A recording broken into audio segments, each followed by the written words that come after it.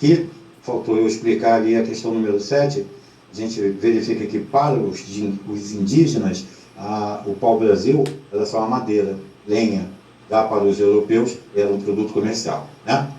Então, nessa aulinha de hoje aqui, eu separei a economia açucareira, ainda falando sobre Brasil Colônia, o monopólio português e além do açúcar. Bom, durante esse processo de iniciação da colonização, o grande protagonista da produção de riquezas no Brasil era o açúcar. Hoje em dia fica difícil de imaginar como que um produto tão simples, tão comum, pudesse ser alvo de tanta cobiça e de toda uma organização colonial que era voltada para a exploração desse potencial econômico. A gente precisa compreender o contexto da Europa na época. O açúcar ele era um produto conhecido já na Europa desde o século XII. Ele era qualificado como uma especiaria. Ele possuía alto valor de mercado, sendo de consumo quase exclusivo da aristocracia da Europa. Era usado com propriedades medicinais, como conservante dos sabores dos alimentos e, muitas das vezes, era usado até como dote de casamento. Isso mesmo. Então, pessoal, durante esse processo de expansão marítima, no qual nós vimos ali que Portugal foi pioneiro, essa produção ela se expande pelas ilhas atlânticas dos Açores e da Madeira. Verdade. E lá foi o primeiro grande centro dessa produção de açúcar, que era voltado justamente para os mercados europeus. E você acredita que foi fundamental isso para poder desenvolver a cultura de cana-de-açúcar no Brasil? Isso mesmo. Porque a cultura do açúcar ela responderia a várias necessidades da metrópole. A produção açucareira iria gerar uma ocupação efetiva do território e ainda ia ajudar na proteção contra possíveis invasões estrangeiras. Além disso, graças às condições naturais do território, a produção do açúcar ganhava relevo. Exatamente.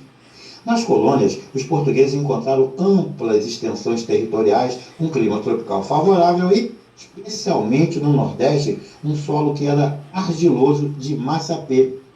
E ele favorecia muito o cultivo da cana-de-açúcar. Além disso, essa região do Nordeste era um grande foco produtivo no Brasil colonial. E ele se encontrava ali próximo das principais rotas de comércio para o velho continente. Essa produção do açúcar ela se centra nas unidades agro-manufatureiras, conhecidas como engenhos. Esses complexos produtivos demandavam muito capital, ou seja, precisava de muita grana para poder ser construído.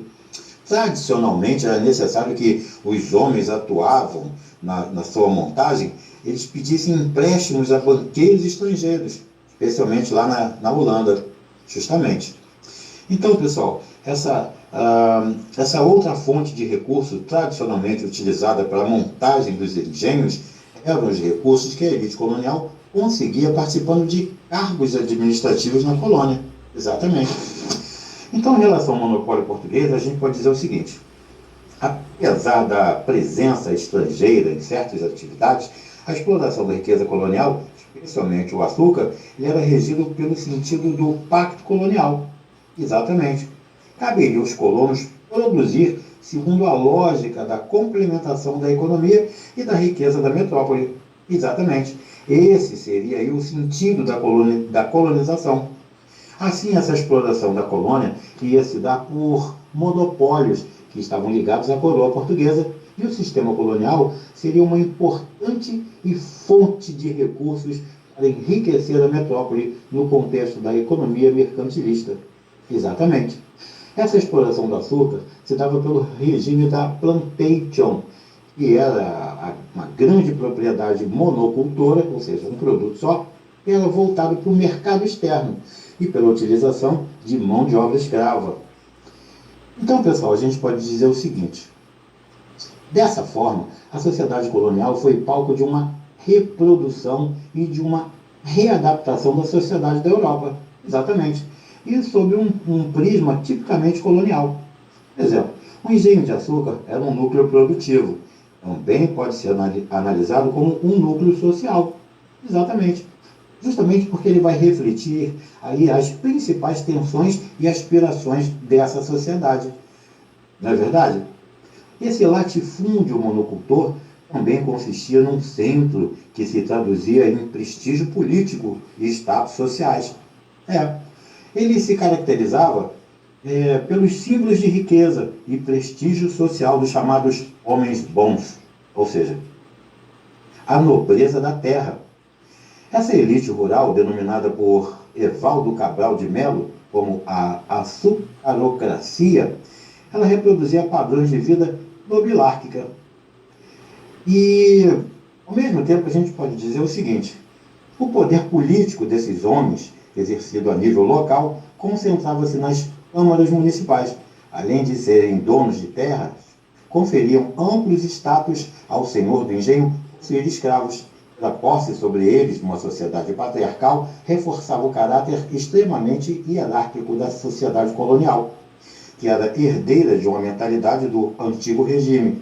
Nas palavras do jesuíta Antonil, ser senhor de engenho é título a que muitos aspiram, que traz consigo o servido, obedecido e respeitado de muitos. Bom, para além do açúcar, a gente pode dizer o seguinte: tinha outros tipos sociais e atividades econômicas.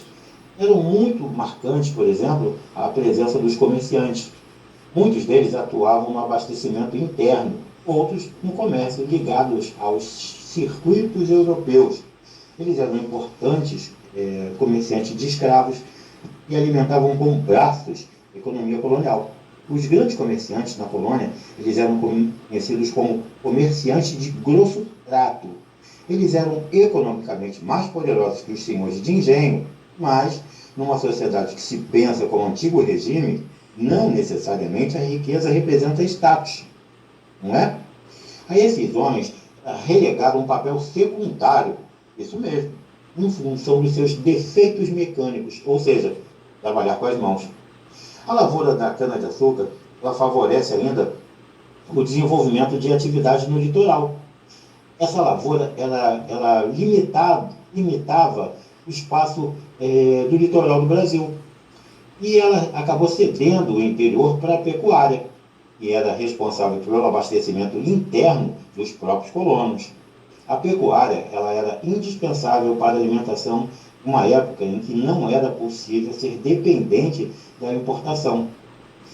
Ainda tinha um número considerável de lavradores livres. Eles recebiam uma pequena recompensa financeira pelo trabalho nos engenhos.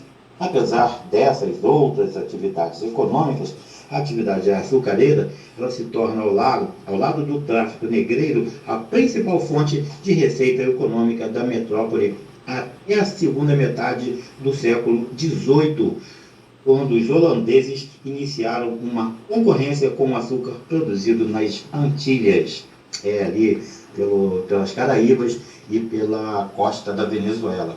Valeu, pessoal? Forte abraço para vocês. Até a próxima aula. E pauta exclusiva, meu filho. Dá trabalho para fazer.